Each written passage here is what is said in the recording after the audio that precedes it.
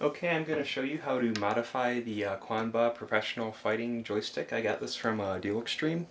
Um, the overall case is good. I didn't really care for the joystick.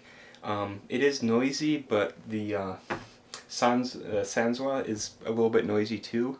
But this one's a little bit noisier and it has a lot of travel. If you listen to it, you can see you can push it really far over. When you release it here, it'll actually spring back and trigger the opposite side.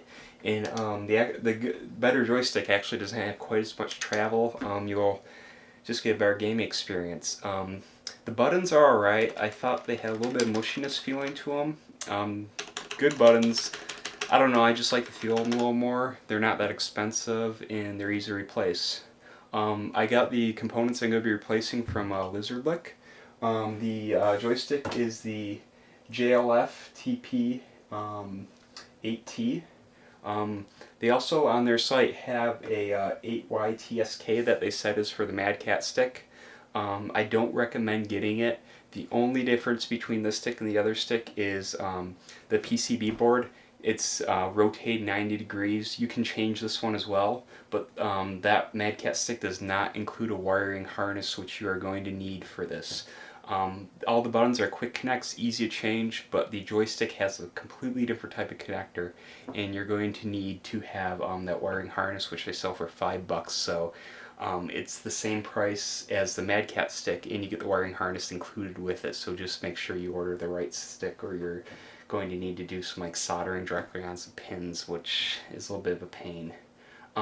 Just to give you a quick overview, tools you're going to need: just a standard Phillips screwdriver. You're going to then need either a wrench, a socket driver, or I have the socket screwdriver here. This is a 7/16 or 11mm, same thing. What you're going to use this for is to actually mount the joystick, and then a pair of just wire cutters and strippers, because we're going to modify how the joystick is connected. We'll get into that when I get to it. To open the stick up, all you have to do is look at the bottom of it. You'll see 4 screws.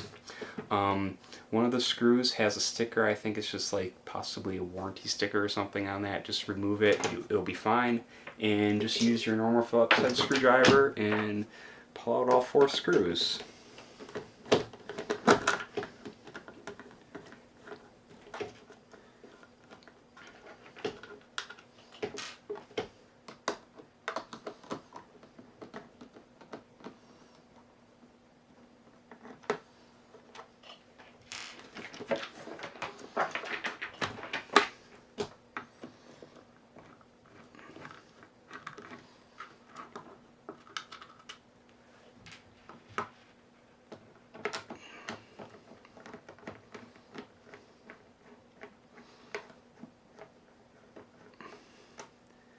Okay, now before you separate the base and the top, you're going to be wanting to be careful, and you're going to want to fold this bottom piece out towards these buttons here. The reason is that there's some wires that run up here, and if you try to pull it back like this, it's going to get a little short and get snagged. So just make sure you fold it like this, and you'll have enough room for those buttons. First little quick mod for you is these suction cups on the bottom. They're alright, but I generally put them in my lap. I don't really care for them. If you look on the inside here, I'm not sure how well you can see, all it is there's a little screw here. It's going through a hole, so just pull the screws out each one, and these suction cups come right out. So if you want to do that mod, it's quick and easy, and I don't know, I prefer it that way. You'll have some little holes in your bottom of your base, but it's not a huge issue. It's personal preference. Now I'll show you how to modify a button. As you can see, I actually have one of the modified buttons in here already. That's just for me to test and see how I liked it and everything. And I do like the newer buttons. All you have to do is, if you look here, all the buttons are connected with these nice quick connects. You just firmly hold on to them. This little plastic sheath you can just pull up. And you just give it a little pull, and it will separate. And once you have them off, the button's disconnected, push behind it, and it should pop right out. You might need to apply a little bit of force. There are some here's the actual button that was in here. Had these tabs, you may have to hold them in, and the button will just, however, just slide right out. Okay, that button was stuck, but I was able to get it out. I actually pushed the top out, and then I was able to get a small screwdriver inside the tab. The problem with this top part is you can't really get around the corners to push the tabs in, so you might just give some force from behind and try to pop it out. If you're not getting this outer shell, you'll pop the tops off, and then you'll be able to go in from that way.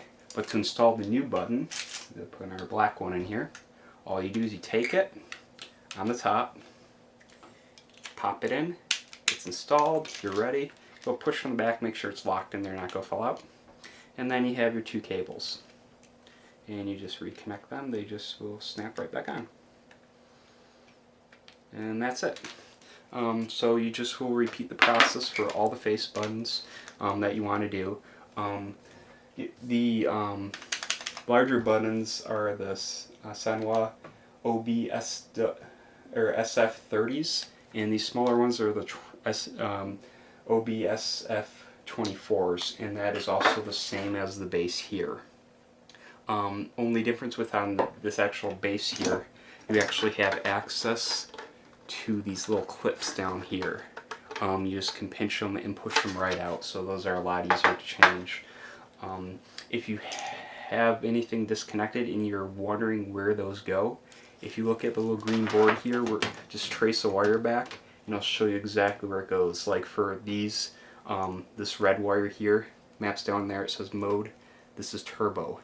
Every button will have a common line of the black, so you have to have a black plus one of these colors to every button, so just be sure you do that. And I'm just going to go through and finish changing all these buttons out.